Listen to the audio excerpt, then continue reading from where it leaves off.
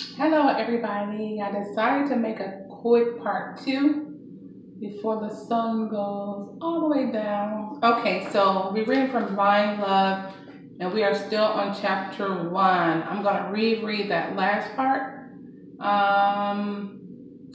Standing alongside the wall like a young schoolgirl who'd been looked over at the school dance, Camille nervously scanned the room for her friend Amy, who had dragged her there kicking and screaming.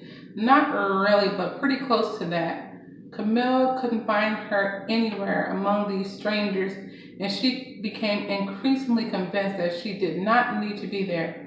Camille felt herself getting hot and flustered. She escaped to one of the balconies adjacent to the ballroom. The night wind gently caressed her face as she held her head up towards the wind. She inhaled the refreshing air, and the night air was crisp but rejuvenating.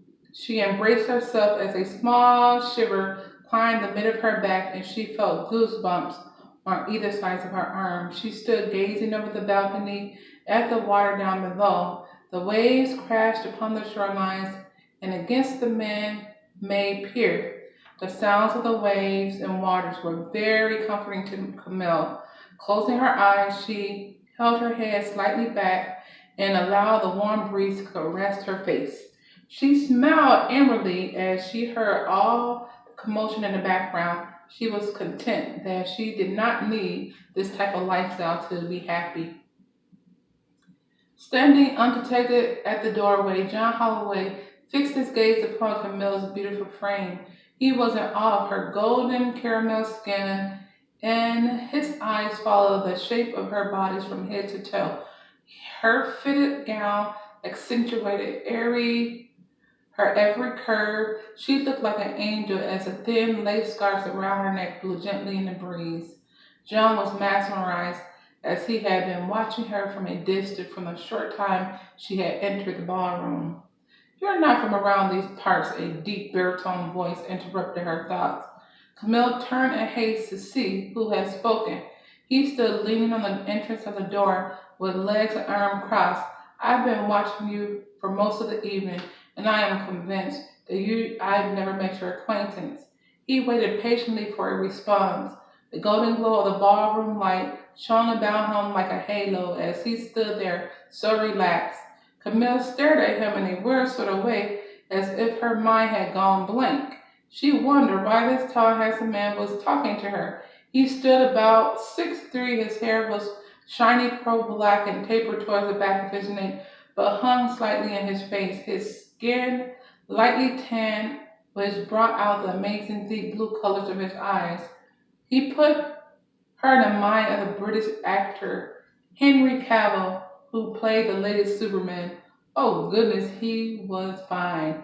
She didn't look around about herself, for she knew she was the only one on the balcony. She scanned the whole of him and was convinced his tuxedo was perfectly fitted for him, as it hugged his slender yet masculine frame.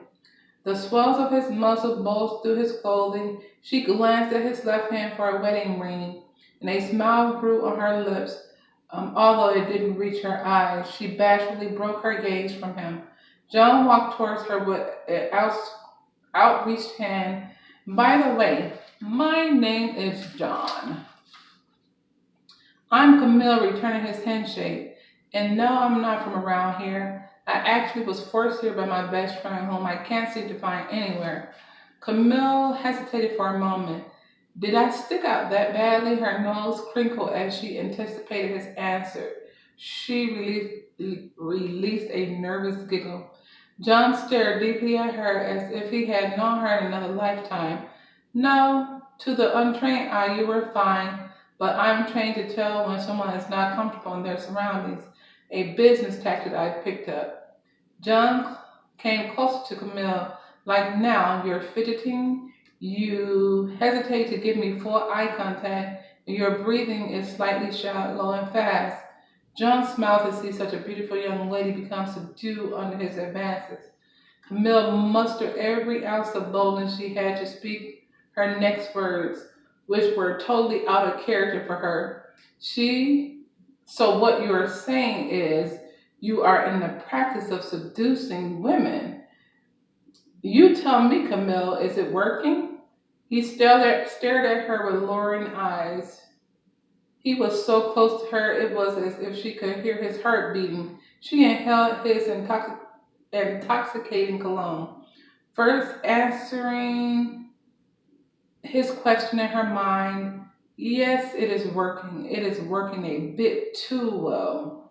Camille didn't have the slightest clue who this guy was, but she felt a sure connection in a way she could not quite understand. Fiddling with her fingers, Camille thought on her next words as she looked up at him in an innocent manner. No, John, your charm is not working on me, she said in the coldest tone she could speak. Mm. Then she turned from him and looked over the balcony to avoid his gaze. John chuckled boyishly. Oh, so cold and so direct, he said, with his hand held over his heart. What are you trying to do, woman? Kill me? Or wound my pride? I added that part. Thing. What are you trying to do, woman? Wound my pride? Do you know how incredibly hard it is to come up to a beautiful woman such as yourself and try to win her heart? Camille chuckled but couldn't stand, continued to stand with her back turned against him. John stood there, waiting patiently for her to say anything. His mind wondered, how could my heart earnestly desire after someone I don't know? This is a new but scary, a new scary but wonderful feeling. He knew for sure he had only felt this way one other time in his life. John took off his coat, jacket, and placed it around Camille's now shivering shoulders. This should keep you warm, he said in a soft, gentle tone. She didn't turn around. Her hand lightly brushed across his as she pulled the coat about herself. I'm making a lot of mistakes because I'm gonna have to reprint because my print is so small. So I'm in the process of reprinting so it can be a bigger font. She didn't turn around. Her hands lightly brushed across him as she pulled the coat about herself. Thanks, that was very kind of you. Her words were soft and very gentle. John wasn't able to reply before being interrupted by intruding voices. And I'm at 7. Oh, goodness, Johnny, there you are. We've been looking everywhere for you. John's jaw flinched as he turned to see a group of young ladies enraptured by his sight.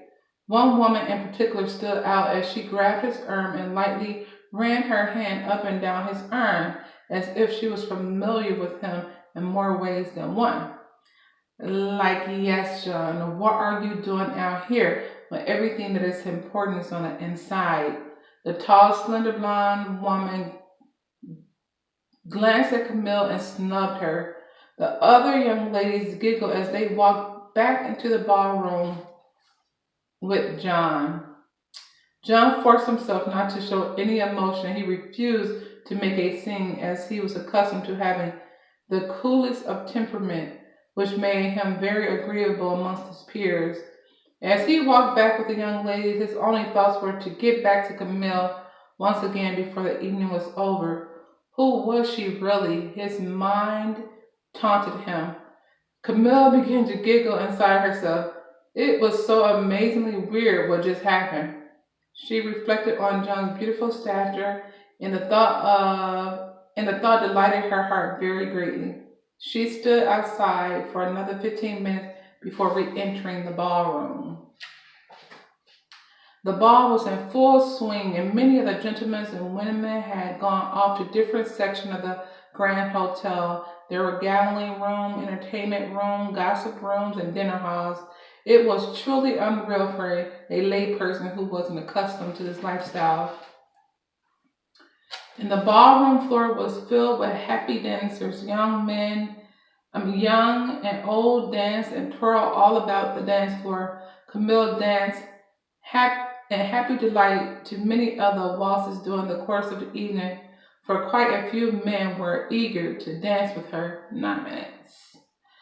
Once, um, for quite a few men were eager to dance with her, not once, but some even twice. She admitted to herself all of the first half of the night started slow and awkward. She found herself enjoying the dancing and often became fully immersed in each dance. Everything about the ball completely engulfed Camille. The beautiful ladies in elegant hairstyles, their elegant gowns and glittered and sparkled with every turn, the classical music that transported you back in time, and the wealthy people who participated with great enthusiasm. Itchy nose. It all remained. It all reminded Camille of the many old British love stories she had read from the early 1900s. The fancy balls and all it entailed, the earls, dukes, the lord, the duchess, fancy mansions and estates, great jewels, fancy gowns, the gentlemen's calling on the girls for a summer stroll in the park, the horse and the carriages that drove around the beautiful ladies, and not to forget the fancy balls that would last for a fortnight. Hmm. It was all so wonderful for Camille. She often fantasized and wished she had been a part of that era, but this was the closest she ever get to it. So she basked in every moment. The dancing, the laughter, the fine dining, even the smell of the place sent her heart leaping for joy. Camille was completely unaware of her intriguing beauty, which was very obvious for others around her to see. This was mostly due to her humble upbringing by her grandmother, who had taken custody of her when her mother and father died tragically in an airplane crash when she was about 6 years old. Her girly innocence and submissiveness made her even more desirable because many men saw it to be a very rare and precious quality. John stood off in the distance, far from the watchful eye of all his eligible suitors. There he stood gazing down from the balcony, from the private area that rested high above the ballroom, its windows deeply tinted so that all those below couldn't look inward. But he was able to see everything below. So John watched Camille intensely, dance after dance, as if a lion stalking his prey. He had to get to her once again. He counted every dance she danced with every other young gentleman, and oddly enough, this infuriated him on the inside. And although he did not understand why and didn't care to address the issue within him, only if I could gain the courage to interact with her once more. He plotted many times within himself to ask her for a dance, but each time he attempted, some other fellow would get the upper hand. For John, this was truly out of character for him. He was the one always fought over by many women than he cared to count. Why was this so different? The thought frustrated him even more. Then it hit him, of course. She didn't know who he truly was in society, and this could have changed everything. Then for once he was happy that Camille didn't know his true identity. Would she like him for him or for his status? This thought always ate away within him. I'm gonna stop right there. Although we only made it to page 15. It don't matter. We can take it slow.